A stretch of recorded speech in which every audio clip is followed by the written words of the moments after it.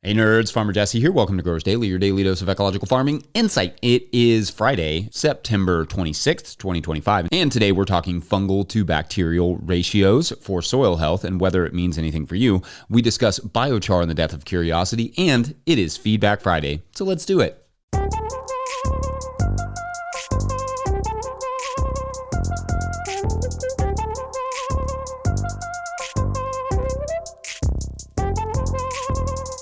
All right, welcome to Friday, everyone. I hope you all are doing smashingly. The farm is finally getting back to its old wet clay self, which is good, I guess. The temperatures have been nice, though, of course, it's supposed to be a little warm this weekend because it just can't help itself this year. And I got some more lettuce into the tunnel yesterday, which feels like a success with October 1st as my goal. Now, getting garlic in and sweet potatoes, out of the ground loom large on the list, but we're cruising along. Then it's smooth sailing into the fall from there. Let us know how you all are looking heading into the fall. And as always, you can do so with a 20-second farm video clip that you can send to farmermike@notillgrowers.com. Really love those. They truly make my day every time I see one. So shouts to that. Anyway, it is Friday, which means Feedback Friday, where we explore what you all were saying about this week's topics. On Monday, we talked about silage tarps, plus winter-killed cover crops and garlic together, and there were several comments on that latter topic. At Blender Bender Guy, which that's fun to say, asked, quote, "What about buckwheat and garlic? That should easily winter kill, at least in Zone 6A.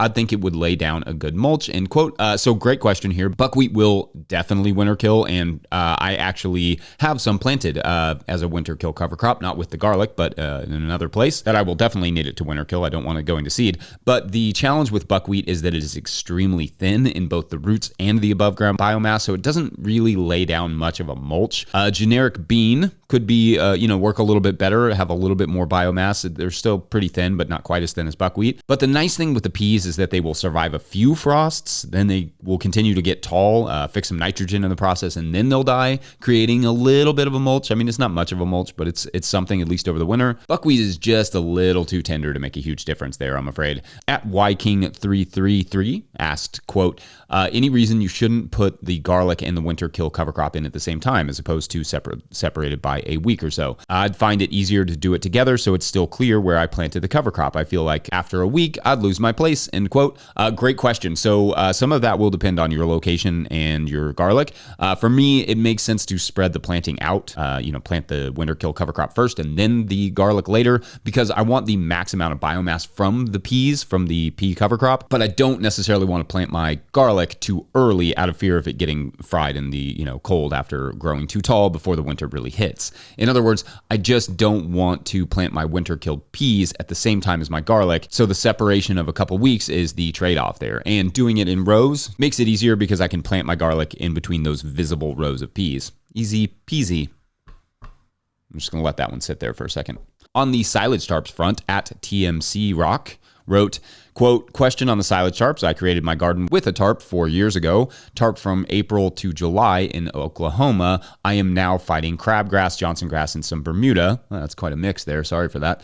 "I plan to sacrifice the entire season next year. So my question, do I leave the tarp on undisturbed or peel back periodically in water to allow seeds to germinate and then recover it with the tarp? The Bermuda is a separate issue, but I think I know what to do about it," end quote. Okay, interesting question. I would probably leave the tarp there in water underneath occasionally. I don't see any reason not to necessarily because the seeds will need moisture to germinate. Maybe consider, instead of peeling it back, though, just adding some drip lines underneath so you don't have to fiddle with the tarps regularly. That's what I would do, but the moisture should help, just having that, a little bit of a drip line under there or something. On Tuesday, I talked about my garlic from California that didn't thrive because the conditions where it was bred are so different from my own here in Kentucky. And at Devin Sullivan 7233 wrote, quote, "Hey, Jesse, you mentioned that Kentucky is colder and wetter during the winter than California. California has zones ranging from 5A to 11A. I would guess that is by far the most zones out of any state in the country. That is because we have the widest range of latitude variation. We also have some of the biggest elevation changes you will find anywhere in the country, from 282 feet below sea level in Death Valley to 14,500 feet above sea level in the Sierra Nevada mountains, not to mention the coastal mountain range, which has more microclimates than probably anywhere in the world. I have farms in both zones 9A and 9B, and they have vastly different advantages and disadvantages for specific crops. 9A is at 1,850 feet elevation, and 9B is at 60 feet elevation. It's perfect because anything that doesn't thrive in one location really thrives at the other. The two properties are also only a 40-minute drive from each other, end quote. Thanks, and totally fair clarification there. I simply meant that when I was talking about the garlic, that the area where that specific garlic was grown, like coastal dry California, is basically the opposite of Kentucky. Not all of California is that way necessarily, and definitely not one single way throughout the entire state. For sure, California is very unique and diverse and frankly humongous, and I have a lot of love for it. I always am fascinated by the biodiversity there. I also talked that day about tarps, and at Wilmo1878 wrote, quote, I'm just finding it hard to think of cutting down the use of things like silage tarps. My country is exporting one illegal immigrant a day on a flight to France. My use of things like a tarp is minuscule in comparison. It's the big decisions that will make the difference. Us plebes shouldn't have to make major sacrifices for the decision makers. It used to cause me a lot of stress, and now I've let it go. No matter what changes I make, Taylor Swift could wipe my lifetime of sacrifice in a week, end quote. So I get where you're coming from here, but the tarps on your soil specifically are going to create microplastics in your soil that is going to go into your food for you or whoever you sell it to. That's the specific issue here. And then after that, it will go into a landfill or into the ocean, which makes them more of a broader community or world issue. I also want to push back a little bit on this idea that we have no personal responsibility to take care of the planet because other people don't care and maybe do more harm than us. I'm not saying I'm perfect. I'm not by any means, or that you have to be. But when hundreds of millions of people think that way, it kind of adds up. A sort of precedent needs to be set. A social pressure needs to be made. The things you're saying about sacrifice are true, and that needs to be explicit to people who are not making those sacrifices, that that's important and we're not going to do it for nothing. Our planet cannot go down in a flaming pile of apathy. Absolutely, it is the responsibility of governments to set restrictions and force/encourage a more sustainable world, but oil execs and others who have really massive financial stakes here really love it when we do these sort of whataboutisms. They don't have to make us hate change, these oil execs. They have to make us feel like, why should we be the ones who have to change? And every time we sort of fall for that, an oil exec gets its wings. And by that, I mean specifically like a new private jet for their dog. Probably. On Wednesday, we talked about resellers, people who buy produce and then resell it. And at our Blong fellow wrote, quote, not a fan of resellers. It undermines local farmers and discourages real growers from filling those niches. It also gives customers the wrong idea about seasonality and leads to unrealistic expectations. Many people have the expectation that they're getting fresh food from local farms when they go to a farmer's market. It's not called a reseller's market after all, end quote. Yeah, that's fine. That's a totally fair perspective. To be clear, I'm not an advocate for reselling necessarily, but I do see some positives or at least some potential in working together or alongside resellers, especially if they already exist. I think that the idea of keeping more of those dollars that will inevitably be spent at a grocery store on out of season produce at the market and in the local community instead is going to be better for the community in general. But I just think it's good to have that perspective that resellers aren't always 100% bad. Sometimes there's an advantage there, right? It's like the silver lining thing. Then on Thursday, we discussed Big Ol' Brassica's success, and at Classic Rock Lover 5615 wrote, quote, personally, I found brassicas take a bit of bone meal, and I think the largest impact on the size of heads is variety. You can get 50 days to maturity and 80 plus days to maturity broccoli. The 80 plus days to maturity will have larger heads due to the longer growing period, but you can't plant a 50 day to maturity variety and just leave it in the ground.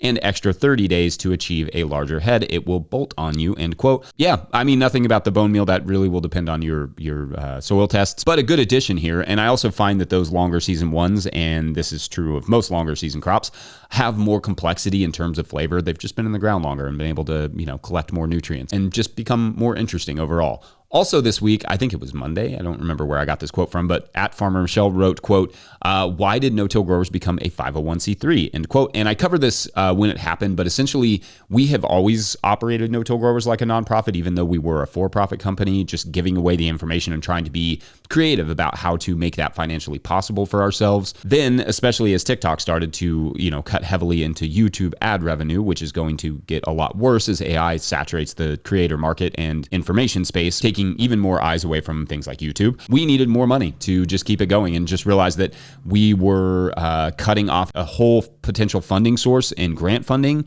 which is more favorable to nonprofits, or it was when grants were a thing. Plus, we were missing out on any larger donations from individuals, which as a private company were just harder to ask for because they weren't getting any sort of tax incentive. So becoming a nonprofit just made sense, really, for us, for this particular business model. Although, to be honest with you, this business model is very dumb, and it does not make very much money for anyone involved for the amount of work it takes, especially. But we are really proud of this work we do, and we feel this sort of information, this sort of growing information, should be free and open to the public so that more people can grow food, keep gardens, get the exercise and mental health benefits of growing produce, perhaps start businesses as well as play or coach or watch soccer, obviously, because that's also important. So thank you to everyone who supports us. You all rock, and we'll just keep it going as long as we can. And thanks as always for being great commenters. There is always just so much more in there that I can ever get to. So shouts to you all. Anyway, we're going to take a quick break, and when we come back, the exciting world of fungal to bacterial ratios, which is indeed actually very interesting and nerdy. BRB. I am now a swallowtail breeder.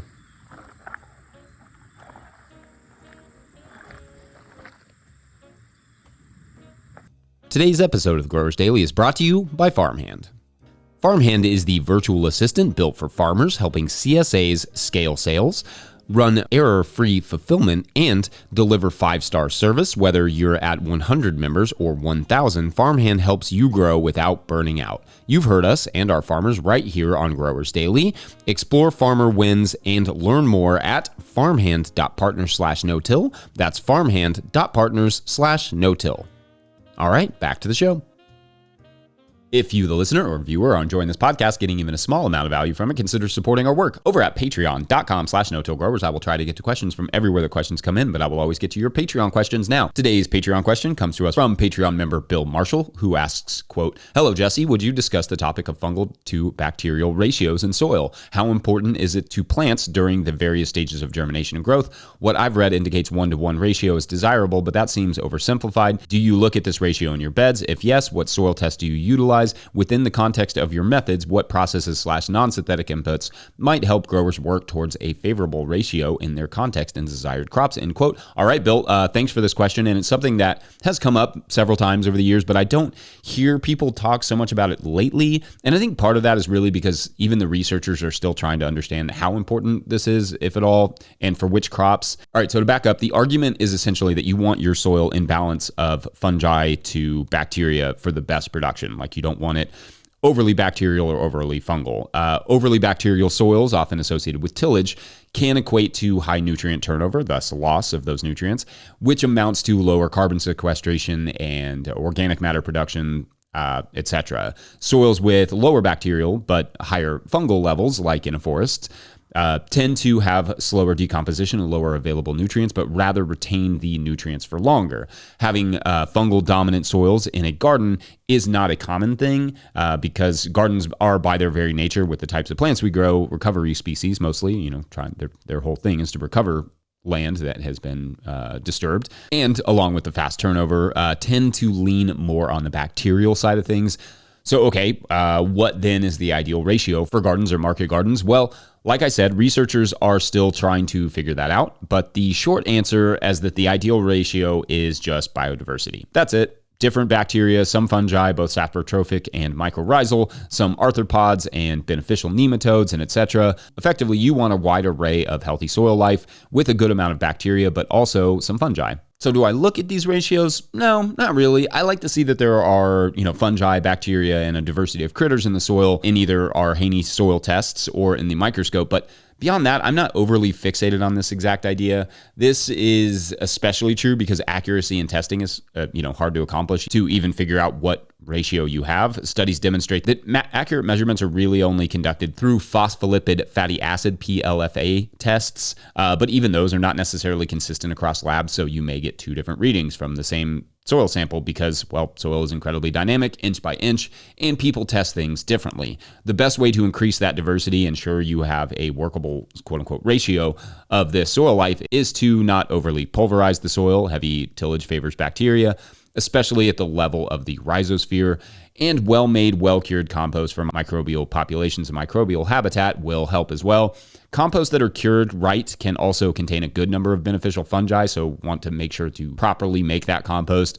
Also, grow plants as much as possible. Plants help to keep things like mycorrhizal fungi alive. In general, if you follow the principles of no-till/conservation agriculture of, disturb the soil as little as possible, keep it covered as much as possible, and planted as much as possible, that should help you maintain the right balance of microbial life for your soil. Oh, and water. Microbes need lots of moisture, fungi, bacteria, archaea, all of it. Make sure they get that. Anyway, that's pretty much it. That's pretty much what I've arrived at on this particular subject. But I, as always, don't have a monopoly on all the good ideas or good insights, so feel free to let me know what you all think. Otherwise, it's break time. And when we come back, wouldn't you like to know? That's actually kind of a hint. It's a terrible one, but it is a hint. Be right back. Farmer Claire Coleman here from the Winter Growers Podcast. Did you know that I also founded Real Farmer Care, a nonprofit that supports farmer well-being? From my own experiences farming, I knew firsthand that this type of support was missing from ag, so I decided to do something about it. As of today, there are over 500 farmer recipients of a $100 self-care award, with more applying daily. If you'd like to help, each $100 donated supports one new farmer. Visit realfarmercare.com to donate and learn more. Again, that's realfarmercare.com. So let me ask you a question. When you were a kid, were you curious? Are your kids curious now, or your grandkids? Do they have, hundreds of questions a day, and do you answer them thoughtfully?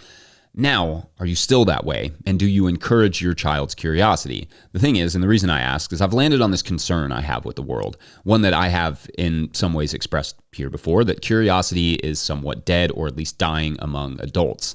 That we as a culture have squished it both in ourselves and for other people. What I mean is that we are quick to draw conclusions about people and what they believe or what they're doing based on what we quote unquote know, and not on what they say or what they do or why they do it. Sure, this can be political, certainly, but it can also be exceedingly simple things. For instance, and I don't mean to pick on this person, so I'm not going to name them, but there is this commenter who has been fixated on this idea that we promoted a quote unquote bad product in the Ring of Fire biochar kiln and won't quote unquote fess up to it. I assume here that they don't believe the biochar cannot be made in an open kiln, but here's the thing, it can be made well, and there is good science behind that. The designer of this product, Kelpie Wilson, author of the Biochar Handbook, has provided a lot of details about how open flame biochar production works, or can work, all over the place, including in an interview for the No Till Market Garden podcast, which you should listen to. And although I'm not going to argue whether this product is worth the price or not, I don't know. The technology is scientifically sound, and moreover, it's mobile, which is at least part of the point. The kiln can be moved to a remote location and handled with low labor, which is why some Forest Service use it or similar designs. But my goal here is not to argue the merits of flame-capped or flame-curtain biochar kilns, though that could be an excellent future segment, but rather that this is just demonstrative of a larger trend I see in the world where I don't think people are asking and investigating the things that rile them up. Being mad is just easier than being informed. Anger is easily accessible. Knowledge, by contrast, takes work and often humility, the willingness to be wrong. It also just takes asking a question. If this person had just said, okay, I think biochar is one thing and can be made one way, but I should just check to make sure there isn't something to this idea of an open biochar kiln before berating this random YouTube personality over it. They could have saved themselves many wasted minutes commenting, but also maybe learned something new about the, low emission accessible biochar production using flame cap pyrolysis, which is actually really interesting. But we just don't do that anymore as a culture, and maybe never have. But we take what we know or what we think we know about the world and assume that's enough, or assume we're right. And the other side is just wrong, and more terrifyingly, that the other side is even evil. Obviously, I've steered off biochar here. I don't think anybody thinks that people who believe in flame cap pyrolysis are evil. But anyway, and we do so without first asking the question of why this idea exists and what is the actual argument. I talked in an earlier episode of the show about the important art of asking questions, of finding questions, being curious, of questioning not just others, but ourselves. To me, the solution we're all looking for in the world, especially at a time where political tensions are run really high and biochar hot takes are clearly run amok, is in questions, not answers. It's in curiosity, not opinions. And it's in challenging ourselves to wonder, just wonder, period. So just think, what is the counter argument here? Could I be missing something? Anyway, all that to say, let's go racing Louisville. Brighton and every other soccer team I follow this weekend, I hope you all have a great weekend yourselves, and we'll call it a Friday. But first, a quick word from our friends at Rimmel Greenhouse Systems. Whether you're growing tomatoes for market, flowers in the spring, or vegetables for your family, growing in a high tunnel protected from the weather provides the right environment for a harvest you can count on. Rimmel greenhouses are strong, durable, and easy to assemble, offering the quality you need to grow productively year-round. The team of experts at Rimmel Greenhouse Systems will be your trusted partners to ensure you get exceptional value from your greenhouse or high tunnel investment. Visit Rimmel.com today to get growing. Don't forget, No-Till Growers is now officially a 501c3 for reasons that I explained earlier in this episode, which you probably heard if you're still listening. So donations are tax deductible and greatly appreciated. You can learn more about how to do that in the show notes. Please make sure to like and subscribe and or follow wherever you're getting this podcast. That's an easy way to help us out. Enormous thank you to all of our show sponsors. And if you'd ever like to sponsor this show, you can reach out to Farmer Michelle at notillgrowers.com. Huge shouts to Willie Breeding for the theme music and Mike Hilbert for the production help and editing. Also, shouts to Epidemic Sound for the background music that you can hear.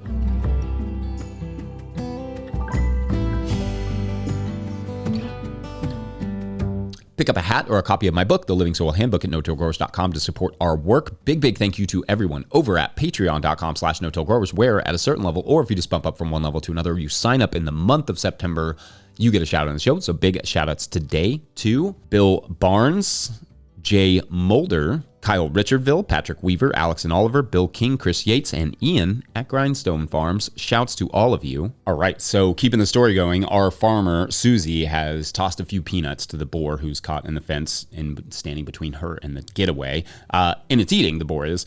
So Susie decides to start crawling out, painfully scooting past all the woven wire that the boar is wrapped up in. Finally, she manages to get behind the boar and past the fence, her knee and leg absolutely throbbing.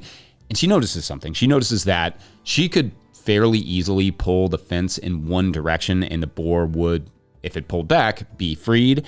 So she takes a deep breath and pulls hard on the fencing, and the boar pops out just right away with a light grunting squeal. Then they both turn and look at the door at the same time, where there appears 4 more boars, one of whom is extremely large. And there is a moment of panic and pain, of course, and fear that shoots through Susie. But the boar she had been with all night for almost a full day, who she'd just fed some peanuts to and freed, turns quickly and bolts for the forest out the door. The other boars, startled, look at Susie, look at the boar, and then they follow right behind. And Susie, relieved, tired, limps her way back to her house to get her peanuts boiling. Thanks for watching and or listening. We will see you on Monday. Have a great weekend, everyone. Bye.